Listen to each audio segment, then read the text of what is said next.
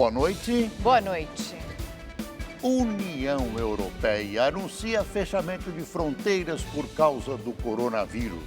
Com isso, milhões de pessoas estão confinadas no continente. O governo federal anuncia novas medidas econômicas para ajudar no enfrentamento ao coronavírus. No Brasil, 234 casos de Covid-19 são confirmados. Medidas de restrição adotadas no país mudam a rotina em várias cidades e Prefeitura de São Paulo estuda decretar situação de emergência. Governo pernambucano quer que os países de origem levem os turistas do navio ancorado no Recife de volta para casa. 600 turistas estão a bordo em quarentena. Governador de Minas, Romeu Zema, está em isolamento. Ele teve contato com uma pessoa que está com o coronavírus. Hoje, Belo Horizonte teve o primeiro caso de coronavírus confirmado. Bolsas desabam no mundo e o dólar fecha pela primeira vez acima de R$ 5. No Brasil, estão oficialmente 234 pessoas infectadas pelo coronavírus. O governador do Distrito Federal, Ibanez Rocha, proibiu o funcionamento de academias, museus e ampliou o prazo de suspensão das atividades escolares na capital federal. Já são 234 registros da Covid-19 em todas as regiões do país. O Sudeste lidera, com 189 casos. No Sul, 19 pessoas estão infectadas. No Centro-Oeste, 18 registros. Nordeste, 7 e no Norte, 1 paciente foi confirmado. De acordo com o Ministério da Saúde, o momento é o de atuar em planos de contingência para o enfrentamento do coronavírus. Nós estamos impulsionando, ou seja, em parceria com estados e municípios, possibilitando a abertura de novos leitos, como já disse aqui anteriormente o secretário Gabardo, da mesma forma. Então, só agora em 2020, nós, junto dos estados e municípios, 210 novos leitos foram habilitados, ou seja, nós estamos ajudando no custeio de leitos que já estavam para entrar em funcionamento, de leitos que entraram agora em funcionamento, ou seja, isso totalizando 30 milhões de reais. Neste momento, nós estamos também liberando para todos os estados brasileiros 432 milhões para todos os estados brasileiros. R$ 2,00 por habitante. Para que este recurso? Para o reforço dos planos de contingência já encaminhados ao Ministério de Saúde e do enfrentamento do Covid-19. O Ministério da Saúde monitora outros 2.064 casos considerados suspeitos. A Organização Mundial da Saúde recomendou que todos os casos suspeitos devem ser testados, independentemente de os sintomas serem leves ou graves. O governo brasileiro reconhece que, para atender a essa recomendação, pode ser necessário a compra de testes rápidos para a identificação do coronavírus. Nós continuaremos testando em locais onde nós ainda temos dúvidas sobre a forma da circulação. Então, nesses locais, obviamente não é São Paulo, não é no Rio de Janeiro, não é no Distrito Federal, nós vamos continuar testando. Se vocês perguntarem, e ficará restrito a isso? Não sabemos. É possível que o Ministério da Saúde faça uma aquisição e importação de testes rápidos. No Distrito Federal, quem apresentar tosse, febre ou dificuldade para respirar pode ligar para o 199 e solicitar uma equipe volante disponibilizada pelo governo para realizar o exame. O governador Ibanez Rocha também assinou um novo decreto nesse sábado, ampliando para 15 dias a suspensão das atividades escolares e de eventos com público superior a 100 pessoas. A partir de hoje, museus e academias também foram fechados pelo mesmo período. Nas ruas, essas restrições ganharam apoio da população. Achei bom, filho, porque é bom para nós e para eles também, né? Prefiro nossa saúde, né? E cada um se defende como pode para tentar manter o coronavírus longe de casa. Usar a máscara e trazer o gel. Lavar as mãos, utilizar álcool. Evitar contato direto com outras pessoas. Ando de transporte público, uso luva para pegar em qualquer lugar. O ministro da Economia, Paulo Guedes, anunciou há pouco novas medidas para combater o impacto do coronavírus. A repórter Caroline Aguiar acompanhou a coletiva e tem as informações. Boa noite, Carol.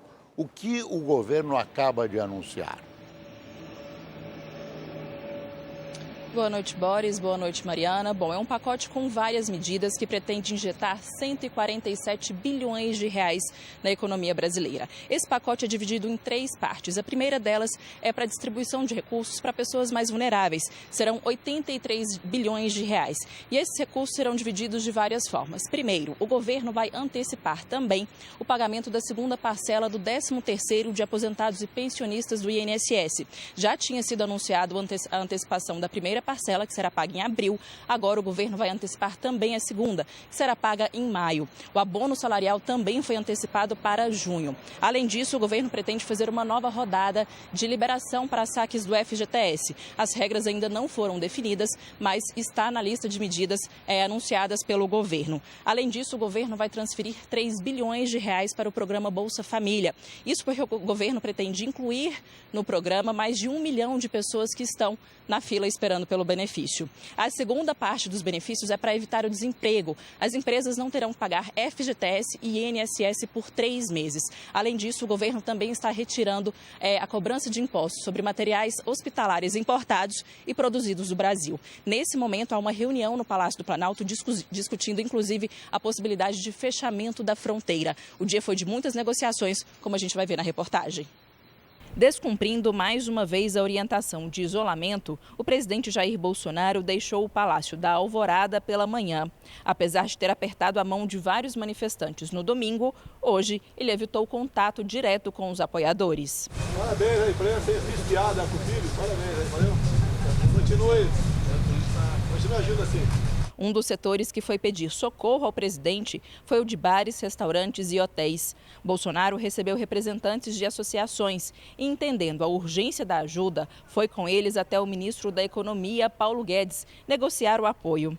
Na saída, se limitou a dizer que as medidas serão anunciadas em breve e são, na maioria, voltadas para o setor hoteleiro. O representante de bares e restaurantes criticou o fechamento dos estabelecimentos. Não há risco. O setor de bares e restaurantes sempre lidou com vírus, bactérias, cuidar de segurança dos alimentos, é uma coisa que nós fazemos todos os dias. A nossa visão é que os próximos 3 meses serão muito duros e as medidas parecem ser bastante potentes para esse momento. Outras medidas econômicas têm como alvo o crédito consignado e a renegociação de dívidas. O Conselho Monetário Nacional aprovou facilitar a renegociação de mais de 3 trilhões de reais de dívidas de famílias e empresas. Além disso, aumentou a capacidade de concessão de créditos dos bancos em 637 bilhões de reais.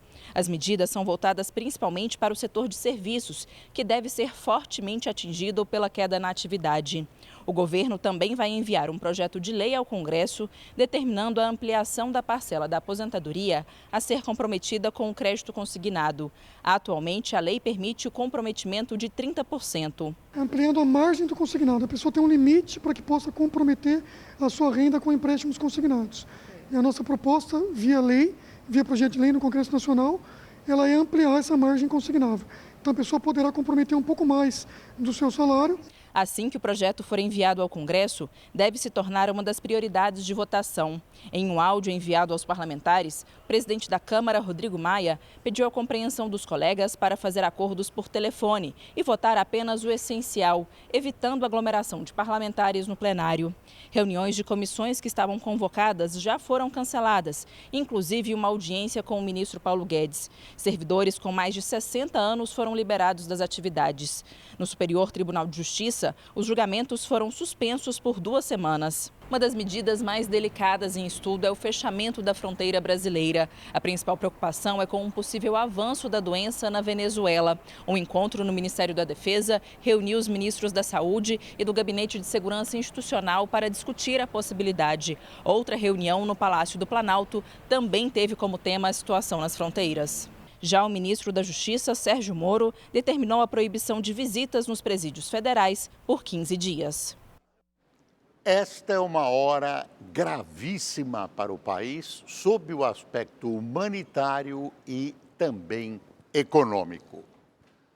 É um momento que exige, no mínimo, a suspensão da beligerância política e a soma de esforços dos setores políticos, administrativos e de toda a sociedade para atravessarmos esse brutal quadro com menos prejuízos humanos e econômicos. As autoridades de saúde estão cumprindo o seu dever e o Ministério da Economia, o gabinete do ministro, trabalhou durante todo o fim de semana na busca de reduzir a gravidade da crise para as pessoas e para a iniciativa privada. O Ministério já produziu algumas providências importantes que você acaba de ver. Neste momento, e o ministro Paulo Guedes sabe disso, é necessário lançar mão de mais medidas anticíclicas que demandam gastos maiores do que a lei permite. Infelizmente, nós estamos enfrentando no escuro um inimigo desconhecido. E os mercados globais desabaram nesta segunda-feira. Não foi diferente com a Bolsa de Valores do Brasil, que chegou a ter os negócios interrompidos quando o índice registrou queda de 12,53%. Ao final do pregão, o Ibovespa fechou com queda de quase 14%, a pouco mais de 71 mil pontos. E o dólar teve forte alta hoje. Pela primeira vez, fechou acima dos R$ 5,00 e marcou mais um novo recorde de cotação. A moeda norte-americana subiu 5,16%, negociada a R$ 5,06. E agora vamos ao quadro É Política, com Amanda Claro. Boa noite, Amanda. Oi, Boris, Mariana, boa noite a todos. Nós estamos em guerra. Estas palavras foram do presidente francês, Emmanuel Macron, ao anunciar hoje novas medidas de restrição. E ele disse mais: o Estado vai pagar. Ele se referia, claro, ao coronavírus. No exterior, os pacotes de socorro chegam aos bilhões de dólares. E no Brasil, como vimos agora na reportagem da Carol, a equipe econômica focou a primeira resposta para a saúde, com a medida provisória de 5 bilhões de reais, para os mais vulneráveis, que são os idosos, mais suscetíveis à doença, e para a manutenção dos empregos, adiando o pagamento do FGTS e também dos impostos do Simples Nacional. Além das medidas de crédito que já haviam sido anunciadas hoje cedo para pequenas e médias empresas. Há divergências dentro e fora da equipe econômica sobre a magnitude da crise e a dose certa do remédio.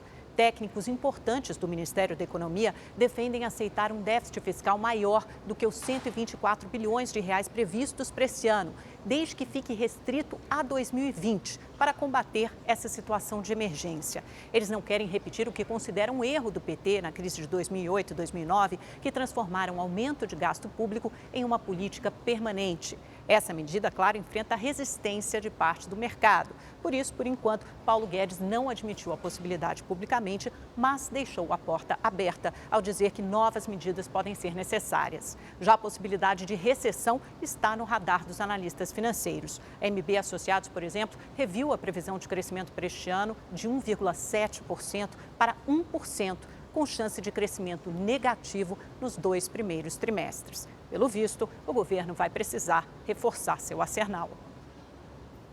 Obrigada, Amanda. E cerca de 400 detentos fugiram do Centro de Progressão Penitenciária Dr. Rubens Aleixo Sendim, na cidade de Mongaguá, litoral sul de São Paulo. Ainda não existe a informação de como esses presos conseguiram escapar assim, pelo portão da frente. Mas alguns funcionários da penitenciária estão sendo feitos reféns nesse momento. O helicóptero Águia da Polícia Militar faz buscas pela região. Em nota, a Secretaria de Administração Penitenciária de São Paulo informou que as unidades de regime semiaberto, por determinação da legislação brasileira, não possuem vigilância armada. As cadeias de Mirandópolis, Tremembé, de Oswaldo Cruz e de Hortolândia também registraram rebelião por causa da suspensão da saída temporária, medida preventiva para tentar evitar o contágio pelo coronavírus. Os passageiros a bordo do navio ancorado no porto do Recife devem voltar de avião para seus países de origem. De acordo com a Secretaria Estadual de Saúde, a empresa que opera o navio Silver Shadow deve custear 2 aviões para que passageiros e tripulantes voltem para casa. Mais de 600 pessoas participavam do cruzeiro que está isolado no Porto do Recife desde a confirmação de que um dos passageiros foi contaminado pelo coronavírus. A data de início da retirada desses viajantes ainda não foi definida. A Secretaria Estadual de Saúde informou que está articulando uma estratégia que envolve aspectos internacionais e também a adoção de normas sanitárias locais e nacionais, para que essa retirada dos viajantes seja feita de forma segura. Hoje, o governador Paulo Câmara se reuniu com prefeitos de 14 municípios da região metropolitana do Recife para unificar as ações de prevenção ao novo coronavírus. A Prefeitura do Recife anunciou 12 novas ações para evitar a disseminação do Covid-19.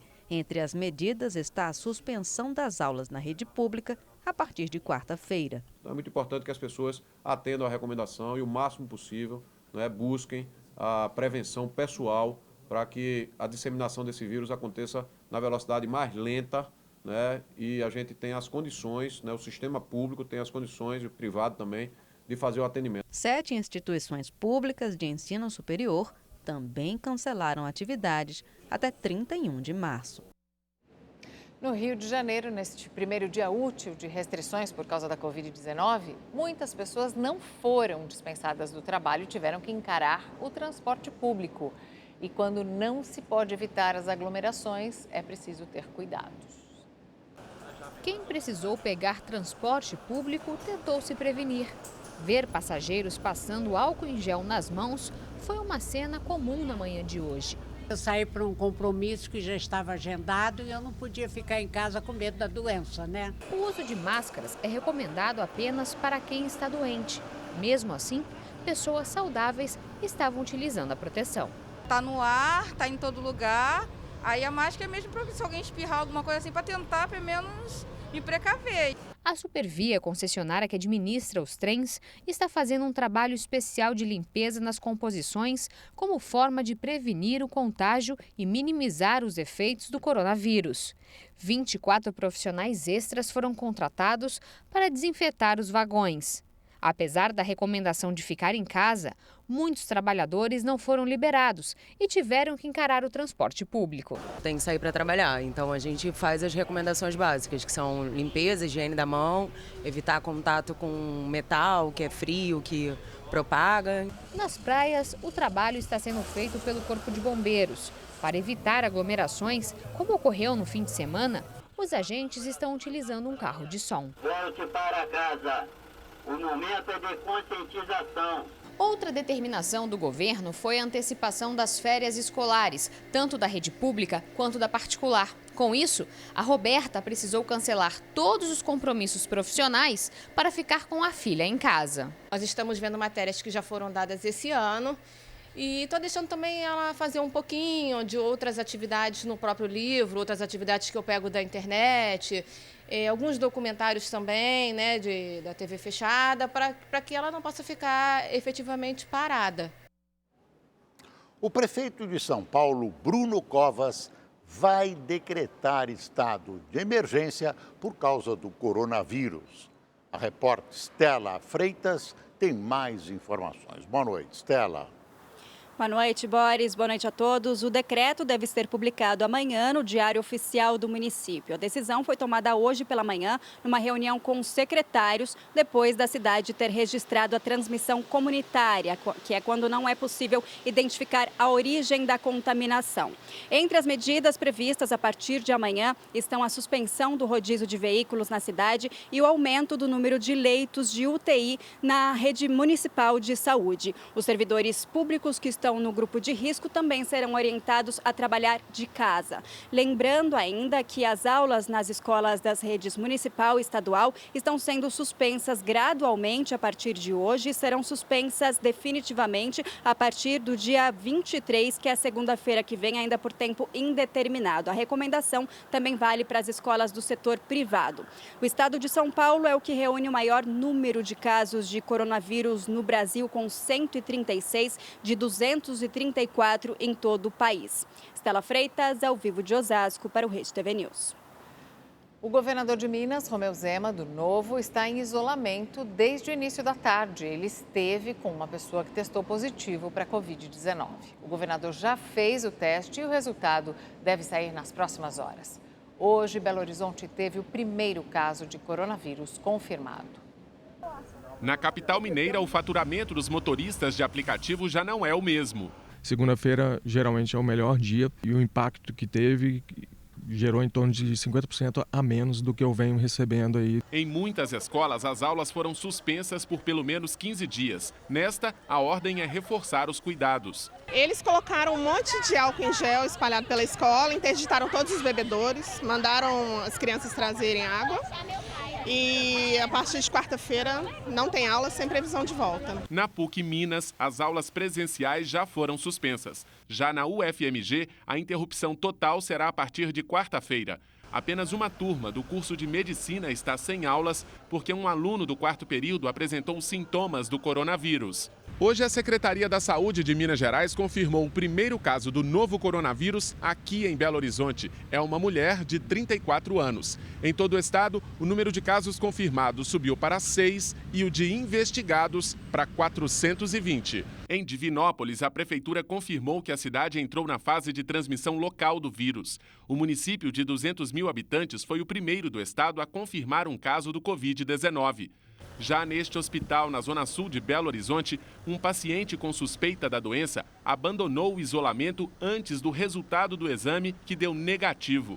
O homem, de 44 anos, voltou recentemente da Europa e, antes de fugir, comentou com a equipe médica que tem ataques de pânico. A direção do hospital acredita que ele tirou a pulseira de identificação e saiu pela portaria como visitante. Nas ruas, a preocupação com o aumento de casos do novo coronavírus é cada vez maior. Eu tô com medo, porque eu já tenho 66 anos e hoje eu amanheci cansada, mas já fui medicada já e não tô com suspeita, não. Em vários países, a propagação do coronavírus gerou uma corrida aos supermercados, cenário que já chegou aqui ao Brasil. Em São Paulo, tem gente preparando estoque de produtos de higiene e alimentos. Fazia tempo que o carrinho não ficava tão cheio assim. Estou fazendo uma espécie de estoquinho em casa. Precaução. Se não acontecer nada, a gente usa depois. Eu vim para cá para fazer a do mês, né? E aproveitar e comprar um pouquinho mais, né? Quem sabe, eu não sei o que está acontecendo aí. Segundo a Associação Paulista de Supermercados, no último fim de semana, a frequência nas lojas aumentou 8,5%. Aqui nesse supermercado da Zona Oeste de São Paulo, as vendas cresceram 15% neste mês em comparação com o mesmo período do ano passado. Esse aumento, segundo o gerente, veio exponencialmente da semana passada para cá. Os itens mais procurados pelos consumidores são água e papel higiênico. Em seguida, vem outros tipos de alimentos, como arroz, feijão e leite. Ainda de acordo com a APAS, toda a cadeia de abastecimento opera com regularidade e não há registro de desabastecimento nas lojas do estado.